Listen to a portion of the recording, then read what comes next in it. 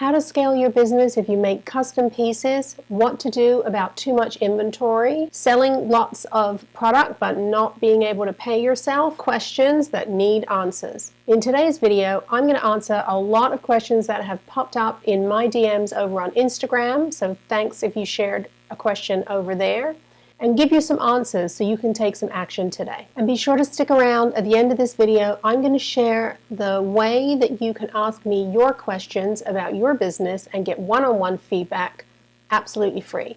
So don't forget to stick around for that.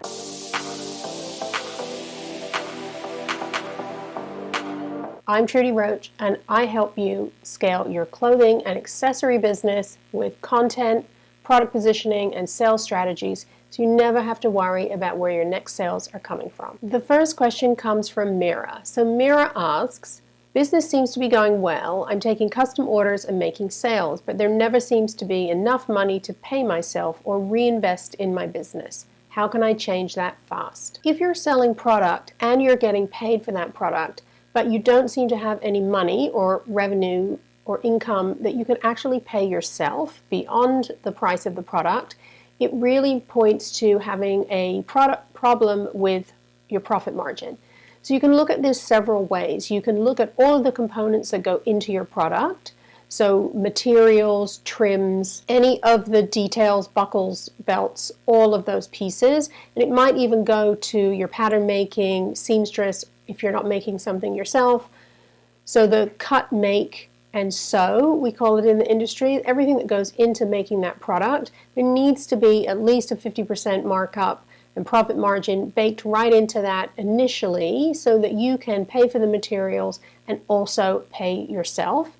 So looking at your profit margin is the first thing you want to think about. The second thing to think about if you're not able to pay yourself but you are selling product is the time that it takes you to either make your product or bring it to market. So often we think that the baseline, if you're a maker or creator, is $10 an hour, which is not a living wage, but at least you're paying yourself something out of that product.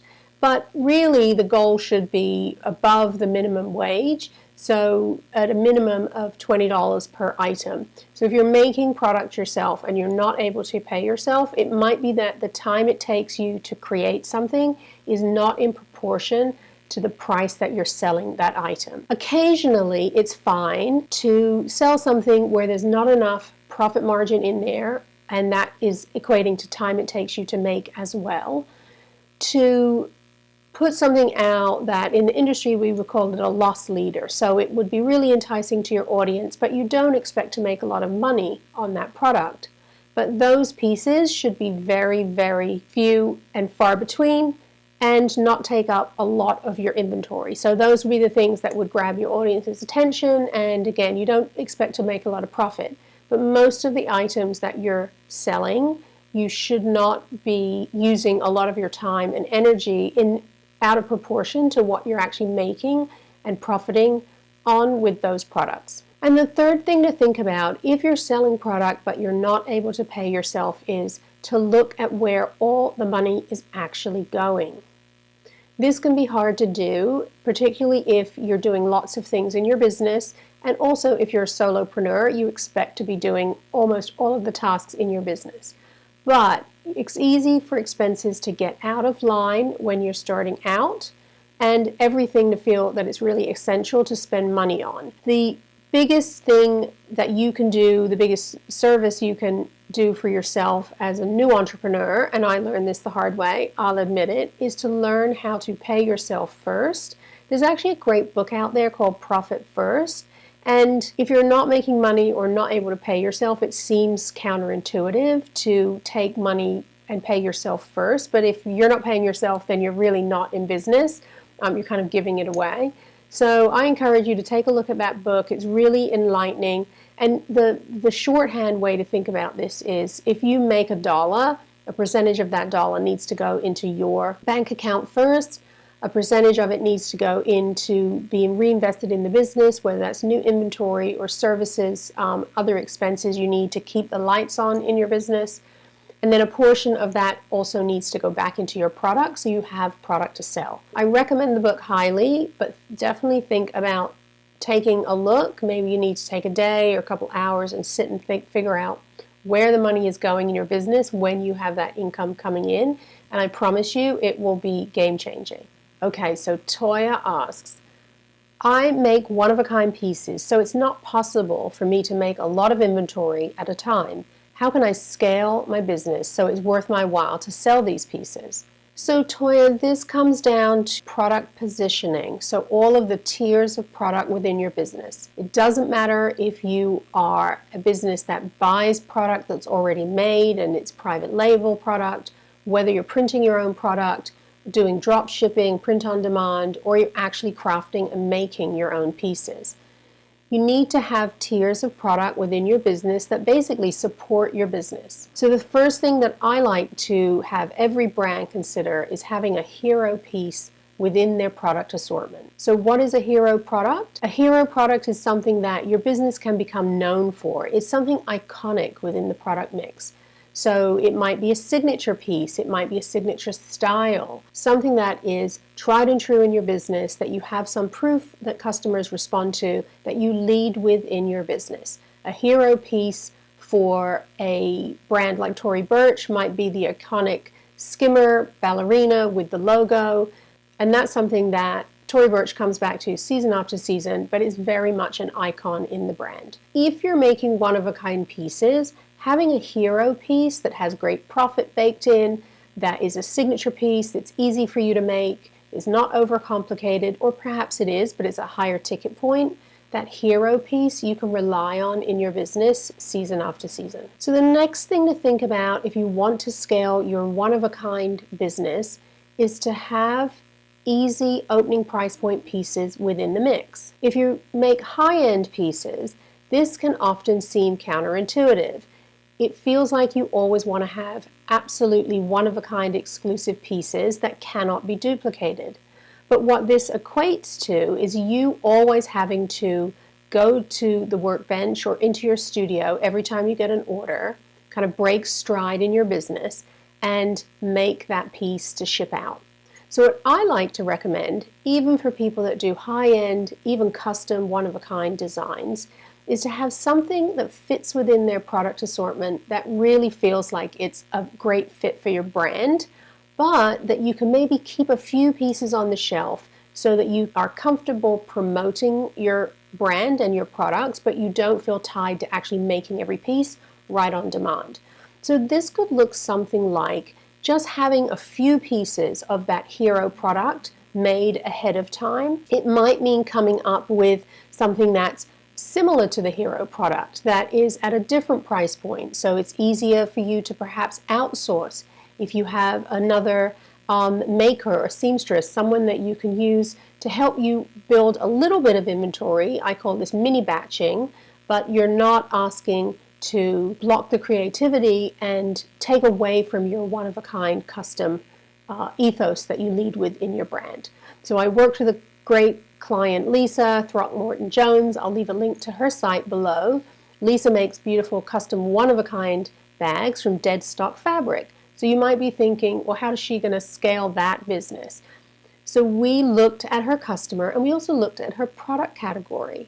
And we realized that literally everyone that has a tote bag has a little pouch in the tote bag. So Lisa was able to craft pouch sets that really look beautifully aligned with her core brand message and DNA, and have a seamstress help her to make them to her beautiful quality, but so she could have them batched and ready to sell and a constant source of revenue for her business without having to stop all her activities and go and make one-off special bags every time she got an order. So again, this gave two revenue streams but still fits within the brand DNA, and it's a way to grow your sales and scale your business. And the last thing to think about, or the third thing now to think about, if you want to scale your custom and one-of-a-kind business, is to grow your reach and grow your audience of like-minded potential customers that are ready and waiting to buy your beautiful custom pieces.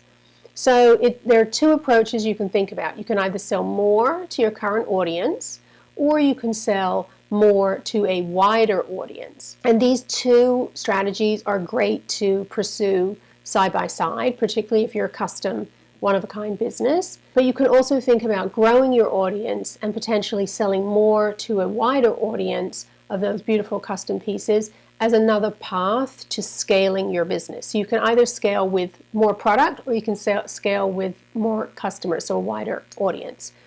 So don't think you have to do one or the other. You can do both, and one in a certain season of your business might feel like it's a better fit for you. So those are my 3 tips to try and scale your custom and one-of-a-kind business today. If you want to learn more about creating a hero product for your business, I have a free 3-part workshop that you can take now to learn how to do this in your business with a step-by-step plan that you can take action on right away. I'll share a link to that below this video. Okay, the next and last question for today comes from Angela. So Angela asks, I have so much inventory and so many products up on my website that aren't selling. How can I keep my customers interested without having to launch new styles? I can't afford to purchase inventory until I make some sales.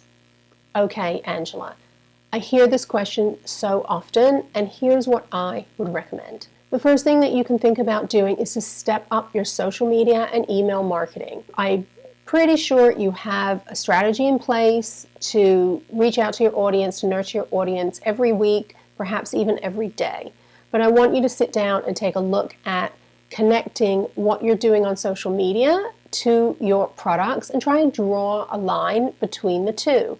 So this might look like, for example, a style guide on how to wear certain accessories in the month that we're in. This month is November, we're going towards the holidays. It might be holiday styling tips for headbands, for an example, or for earrings, for an example. And don't think necessarily in the first few posts or emails specifically about selling your products, but just think about nurturing the audience, sharing some goodies, some tips that you have, and send 1 or 2 posts or emails around that topic.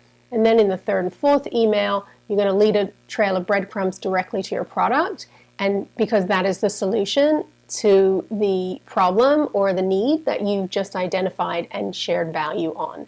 So think about stepping up your social media and your email marketing, but specifically pointing towards certain products within your assortment. The next thing to think about is to dig deep and look at those products that you have on your website and make sure that your product descriptions are speaking to the benefits and the value to your customer. So this isn't about us. It's not about why we launched the product and feel so great about it. It's really about the problems that the product solves for your customer, and to make sure that that is really visible and present on each product page and each product description. And you can use that when you've developed that language. You can use that out on social media as well. So you're going to get, and email, and you're going to get a lot of benefit from that. So start with the product always. Think about how the customer can benefit from using it, what it brings to her life, how it helps him feel stylish, whatever those benefits are. And maybe that's comfort, versatility, can use it in certain situations, maybe it's weatherproof, warm, whatever the real value is, and then share that out with your customer. Maybe it's easy for us to forget. We know so much about our product often. It's easy for us to forget that that the customer maybe needs to hear that message multiple times before they say, yes, that does solve my problem. So really think about looking at your product descriptions and making sure there's benefits as well as value there. The third thing to think about, and this can often be a little bit of a painful question to have to ask yourself, is maybe it's time to let some of those products go. I can't tell you how many times I've worked with clients and done a brand audit or a website audit and really found product that's massively out of season if it's very seasonal, or it's really old product and doesn't align with where the brand or the brand owner is currently going or thinking currently, or the pricing doesn't work anymore, or the product just seems sort of outdated based on what's happening on the rest of the website. In the corporate fashion world, we call this aging inventory. There's actually a term for it, and the one thing that you really should be aware of in the corporate fashion world, when we launch product, we launched it with a lifespan already baked into the product. So we knew that when the product launched, it would be full price. We knew that 30, 60, 90 days later, the product would then be marked down, potentially, depending on the category. And then we also knew that the product would then go to final sale, and we knew when the product will come off the website and go to the outlet or go to an outlet company that would then take that stock. And there are, if you're in the corporate world, there are retailers that just do outlet product. You probably know some of them from your own life. So product has a lifespan. We shouldn't expect it to live forever. When you're an entrepreneur, you don't have to adhere to those same corporate rules and that time cadence of a product lifespan, but it's valuable to think about it when it comes to your business, and it gives you a little sense of relief that you shouldn't have to hold on to product forever. But what do you do when your money is tied up in that inventory? So there's several things that you can do to kind of unlock some revenue from that aging inventory. The first thing to think about is putting that product on sale or moving it to a sale page on your website so it doesn't detract from all of the other great stuff that you're leading with and launching next. Some brands just have a sale that's only up for a certain amount of time, so you don't have to feel like that sale page has to live there forever. You might think about creating a final markdown or final sale page so there are no returns on the product, but you slash the prices even further. And don't feel bad about that. There are high-end brands like Vince that do this each season, and that final sale, final markdown, no returns page, doesn't live on the website all the time, but it's a great way to move that product off, and you can absolutely tell your email list about this and go on social media and post about it to drive some momentum specifically to those pages. It's not going to hurt your other business if it's only up for a certain amount of time. So again, managing your inventory. And then the last thing to think about is either to take that product down off your site or have some kind of physical sample sale. So you might do this in your community, you might do it in an online. I've actually had clients that have done this on a Facebook group, a sort of an online sample sale where they invited people to watch and they sort of did a show and tell and then had people messaging and saying they wanted certain styles. So you don't have to keep managing a website, and you might do this with friends and family. So there are sort of degrees of ways to work through your product if you're a small business to make sure you can still unlock some sales and revenue out of that aging inventory. But only you are going to know which products have reached the end of their lifespan. But hopefully this tip will give you a way to kind of move through that product so you can unlock some money, invest in the new, and refocus your energy there. Okay, so what are my key takeaways from today's Q&A before I share how you can ask me your own questions about your business and get one-on-one feedback? The first thing is to make sure you have enough profit margin baked into your product when you're making custom, one-of-a-kind, or selling anything in your business. The second thing is to understand that there are several ways to grow and scale your business, and you don't have to follow anybody else's path.